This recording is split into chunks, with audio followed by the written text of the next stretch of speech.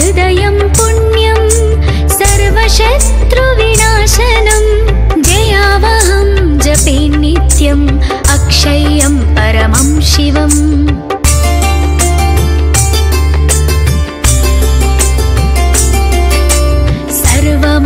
सर्वमङ्गलमाङ्गल्यं सर्वपापप्रणाशनं चिन्ताशोकप्रशमनम् आयुर्वर्धनमुत्तमम् रश्मिमन्तं समुद्यन्तं देवासुरनमस्कृतं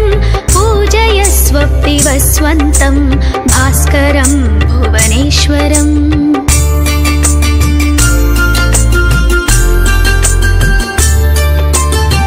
सर्वदेवात्मको ह्येष तेजस्वी रश्मिभावना येष देवासुरागणान् लोकान् पाति गभस्तिभिः एष ब्रह्म च विष्णुश्च शिवस्कन्दः प्रजापतिः महेन्द्रो धनदः कालो यमः सोमो ह्यपाम्पतिः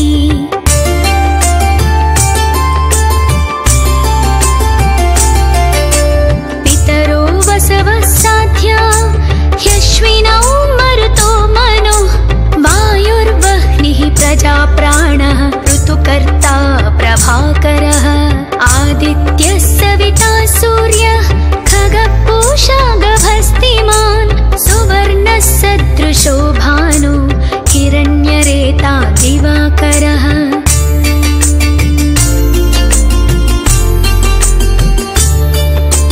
हरिदश्वः सहस्राचिः सप्त सप्तिर्मरीचिमान् तिमिरोन्मन्तनः शम्भुः त्वष्टा मार्ताण्डकोंशुमान् हिरण्यगर्भः शिशिरः तपनो भास्करो रविः अग्निगर्भोदितेः पुत्रः शङ्खः शिशिरनाशनः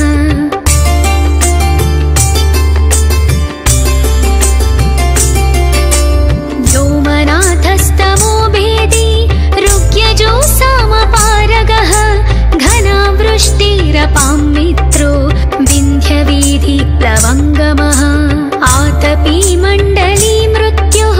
पिङ्गळः सर्वतापनः कविर्विश्वो महातेजा रक्तः सर्वभवोद्भवा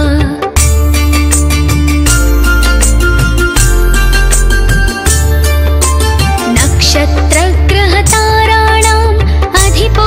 विश्वभावनः तेजसामपि तेजस्वी द्वादशात्मान् नमोऽस्तु ते नमः पूर्वाय गिरये पश्चिमायाद्रये नमः ज्योतिर्गणानां पतये दीनाधिपतये नमः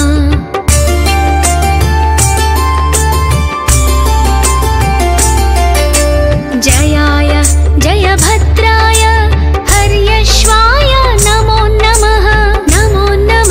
सहस्रांशो आदित्याय नमो नमः नमः उग्राय वीराय सारंगाय नमो नमः नमः पद्मप्रबोधाय मार्ताण्डाय नमो नमः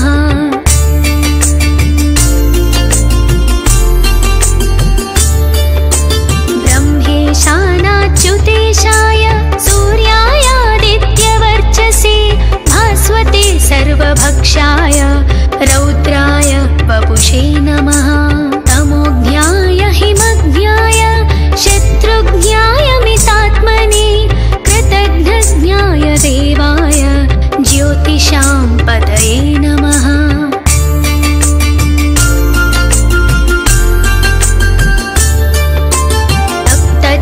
तप्तचामीकराभाय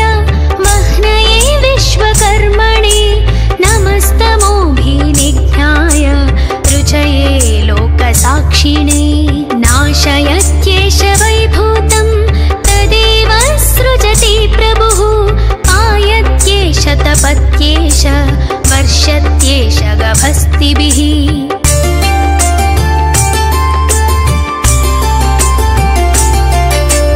येष सुप्तेषु जागर्ति भूतेषु परिनिष्ठितः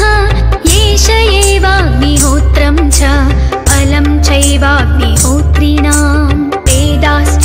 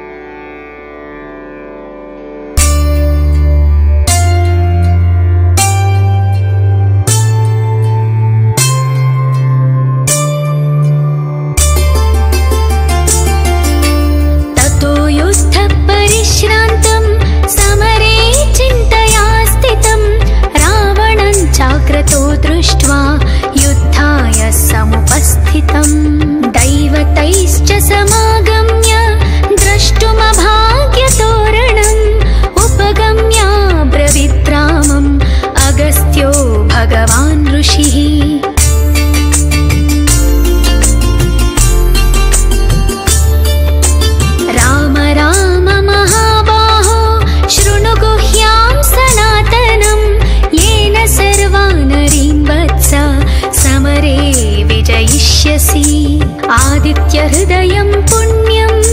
सर्वशत्रुविनाशनं जयावहं जपे नित्यम् अक्षय्यं परमं शिवम्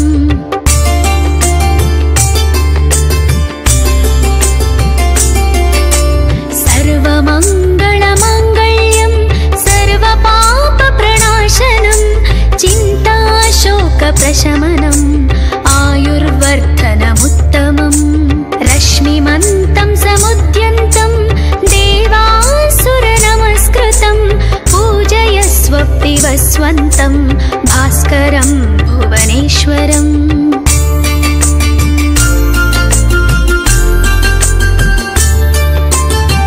सर्वदेवात्मको ह्येष तेजस्वी रश्मिभावना येष देवासुरागणान् लोकान् पाति गभस्तिभिः एष ब्रह्म च विष्णुश्च शिवस्कन्दः प्रजापतिः महेन्द्रो धनदः कालो यमः सोमो ह्यपाम्पतिः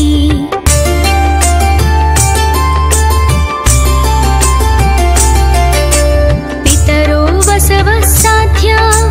ह्यश्विनौ मरुतो मनो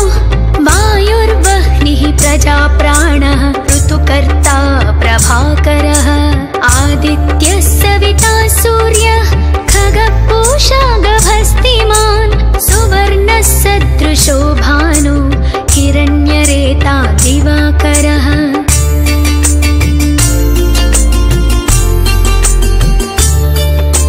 हरिदश्वः सहस्राचिः सप्त सप्तिर्मरीचिमान् तिमिरोन्मन्तनः शम्भुः त्वष्टा मार्ताण्डकोंशुमान् हिरण्यगर्भः शिशिरः तपनो भास्करो रविः अग्निगर्भोदितेः पुत्रः शङ्कः शिशिरनाशनः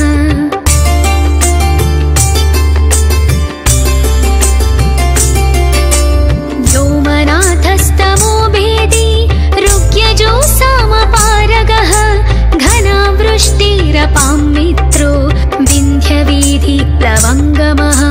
आतपी मण्डली मृत्युः पिङ्गळः सर्वतापनः कविर्विश्वो महातेजा रक्तः सर्वभवोद्भव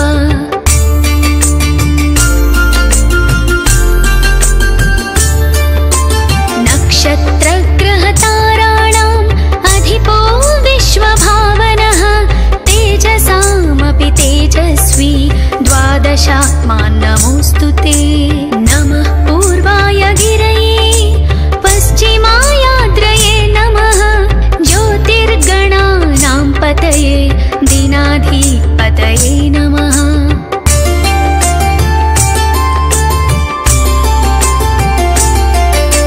जयाय जयभद्राय हर्यश्वाय नमो नमः सहस्रांशो आदित्याय नमो नमः नमः उग्राय वीराय सारंगाय नमो नमः नमः पद्मप्रबोधाय मार्ताण्डाय नमो नमः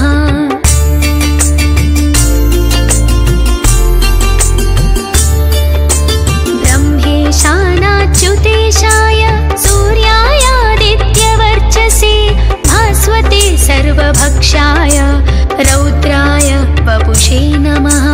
तमोज्ञाय हिमज्ञाय शत्रुज्ञाय मितात्मने कृतघ्नज्ञाय देवाय ज्योतिषां पतये नमः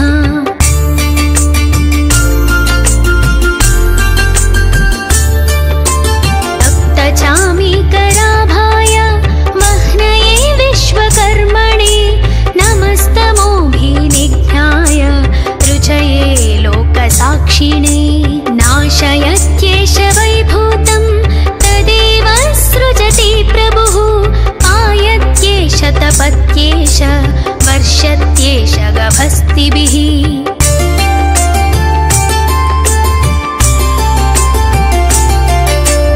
येष सुप्तेषु जागर्ति भूतेषु परिनिष्ठितः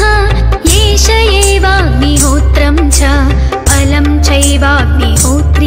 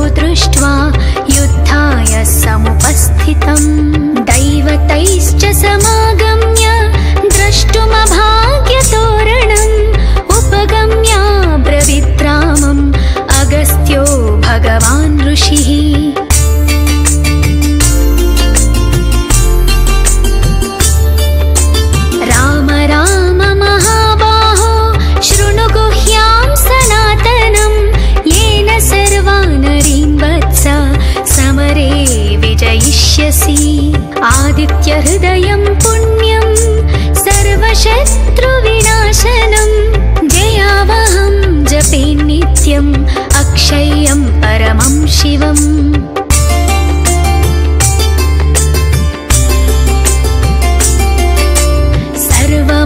सर्वमङ्गलमाङ्गल्यं सर्वपापप्रणाशनं चिन्ताशोकप्रशमनम् आयुर्वर्धनमुत्तमम् रश्मिमन्तं समुद्यन्तं देवासुरनमस्कृतं पूजयस्व पिबस्वन्तं भास्करं भुवनेश्वरम्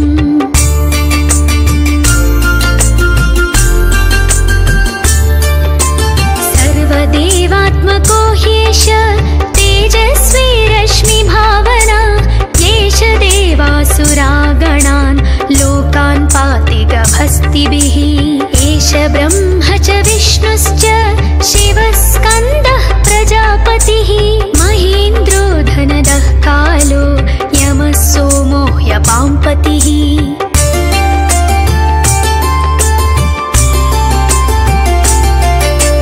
पितरो वसवः साध्या ह्यश्विनौ मरुतो मनो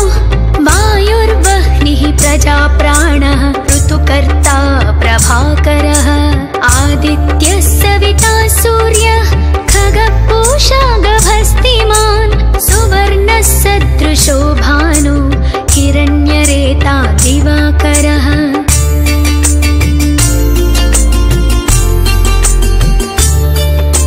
हरिदश्वः सहस्राचिः सप्त सप्तिर्मरीचिमान् तिमिरोन्मन्तनः शम्भुः त्वष्टा मार्ताण्डकोंशुमान् हिरण्यगर्भः शिशिरः तपनो भास्करो रविः अग्निगर्भोदितेः पुत्रः शङ्कः शिशिरनाशनः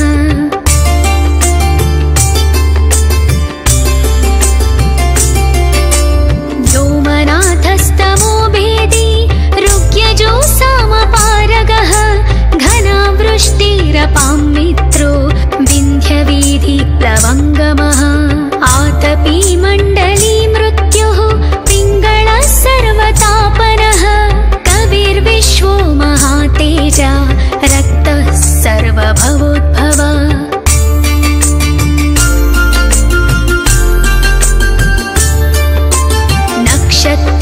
नक्षत्रग्रहताराणाम् अधिपो विश्वभावनः तेजसामपि तेजस्वी द्वादशात्मान् नमोऽस्तु ते नमः पूर्वाय गिरये पश्चिमायाद्रये नमः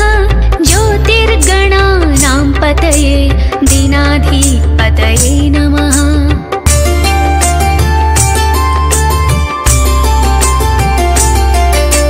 जयाय जयभद्राय हर्यश्वाय नमो नमः सहस्रांशो आदित्याय नमो नमः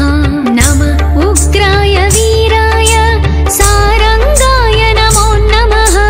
नमः पद्मप्रबोधाय मार्ताण्डाय नमो नमः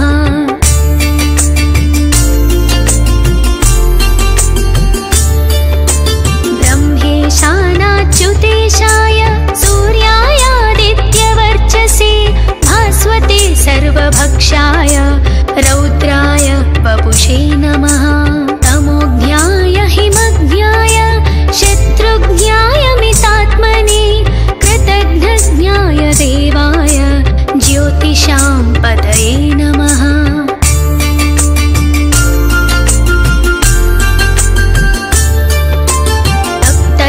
तप्तचामीकराभाय वह्नये विश्वकर्मणे नमस्तमोभिनिघ्नाय रुचये लोकसाक्षिणे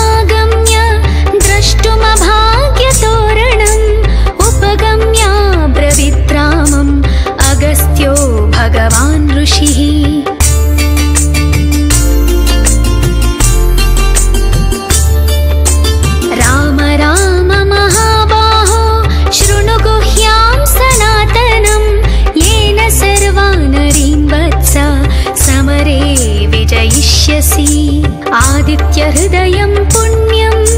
सर्वशत्रुविनाशनं जयावहं जपे नित्यम् अक्षय्यं परमं शिवम्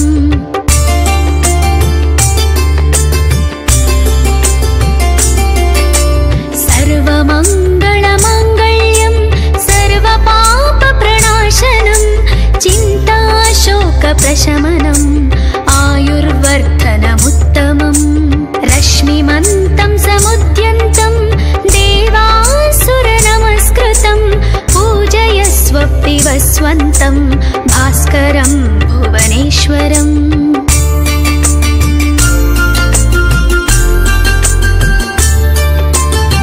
सर्वदेवात्मको ह्येष तेजस्वी रश्मिभावना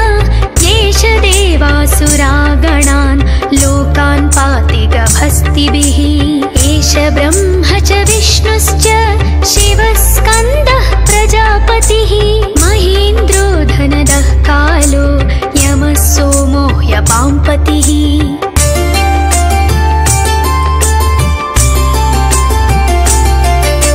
पितरो वसवः साध्या ह्यश्विनौ मरुतो मनुः वायुर्वह्निः प्रजाप्राणः ऋतुकर्ता प्रभाकरः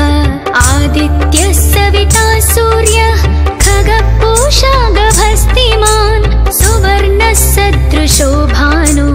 हिरण्यरेता दिवाकरः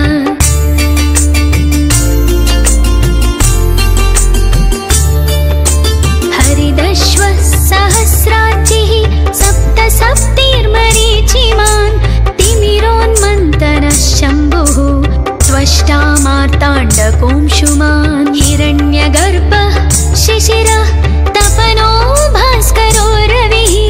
अग्निगर्भोदितेः पुत्रः शङ्खः शिशिरनाशनः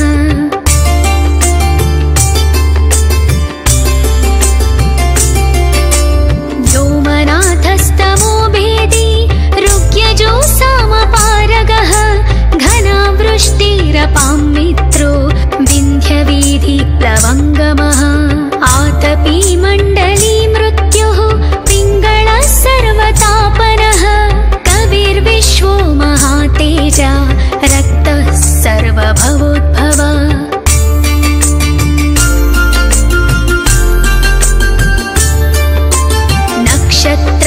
नक्षत्रग्रहताराणाम् अधिपो विश्वभावनः तेजसामपि तेजस्वी द्वादशात्मान् नमोऽस्तु ते नमः पूर्वाय गिरये पश्चिमायाद्रये नमः ज्योतिर्गणानां पतये दीनाधिपतये नमः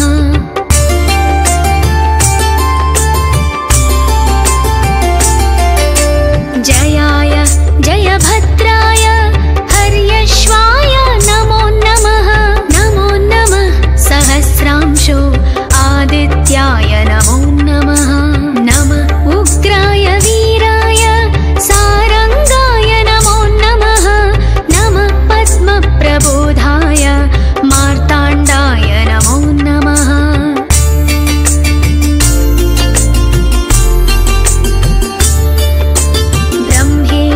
ब्रह्मेशानाच्युतेशाय सूर्यायादित्यवर्चसे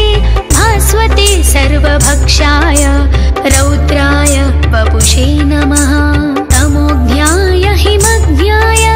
शत्रुज्ञाय मितात्मने कृतघ्नज्ञाय देवाय ज्योतिषां पतये नमः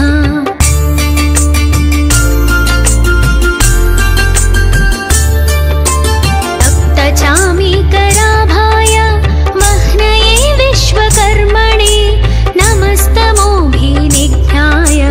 रुचये लोकसाक्षिणे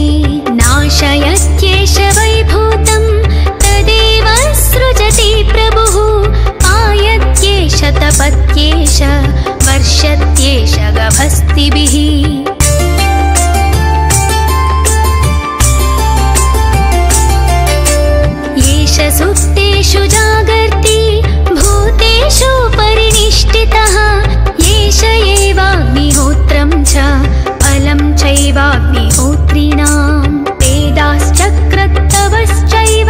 क्रतूनां फलमेव च यानि कृत्यानि लोकेषु सर्व एष रविप्रभुः।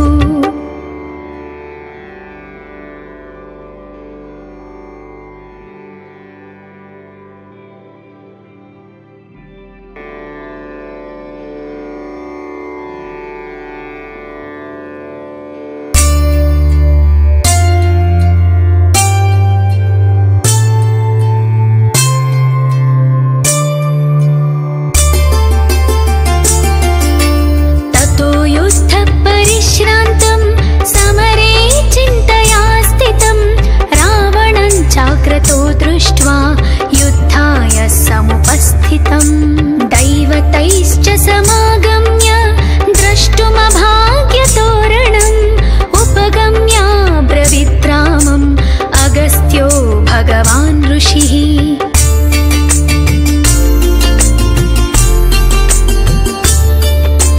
राम राम महाबाहो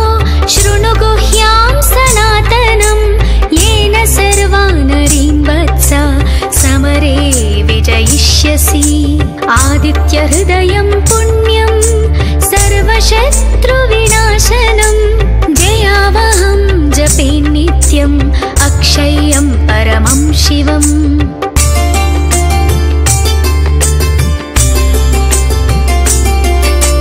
सर्वमङ्गलमाङ्गल्यं सर्वपापप्रणाशनं चिन्ताशोकप्रशमनम् आयुर्वर्धनमुत्तमम्। रश्मिमन्तं समुद्यन्तं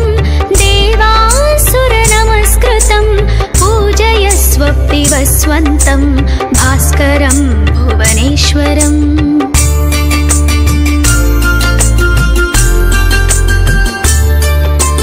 सर्वदेवात्मको ह्येष तेजस्वी रश्मिभावना येष देवासुरागणान् लोकान् पाति गभस्तिभिः। एष ब्रह्म च विष्णुश्च शिवः स्कन्दः प्रजापतिः महेन्द्रो धनदः कालो यमः सोमो ह्यपाम्पतिः।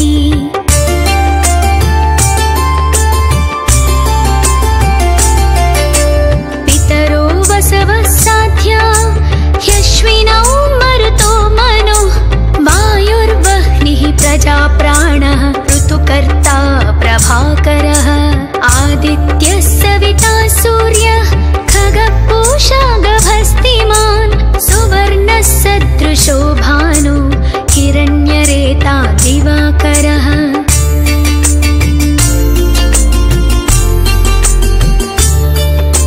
हरिदश्वः सहस्राचिः सप्त सप्तिर्मरीचिमान् तिमिरोन्मन्तनः शम्भुः त्वष्टा मार्ताण्डकोंशुमान्। हिरण्यगर्भः शिशिरः तपनो भास्करो रविः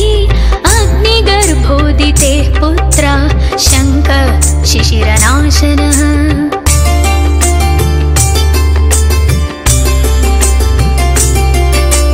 व्योमनाथस्तमो भेदी ऋग्यजो सामपारगः घनावृष्टिरपां मित्रो विन्ध्यवीधिप्लवङ्गमः। आतपी मण्डली मृत्युः पिङ्गळः सर्वतापनः कविर्विश्वो महातेजा रक्तः सर्वभवोद्भव।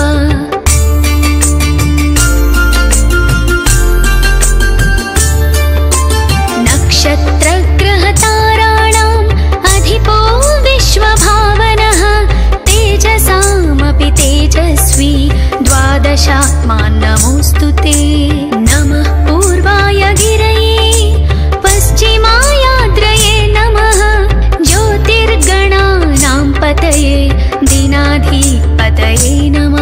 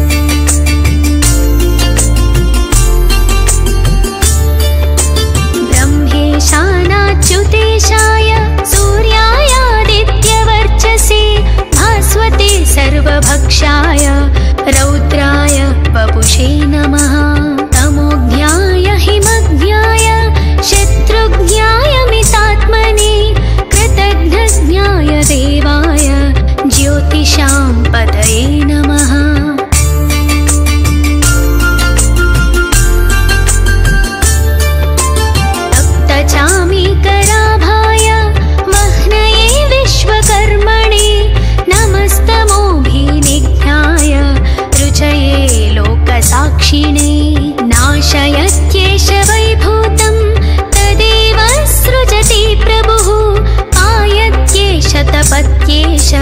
वर्षत्येष गभस्तिभिः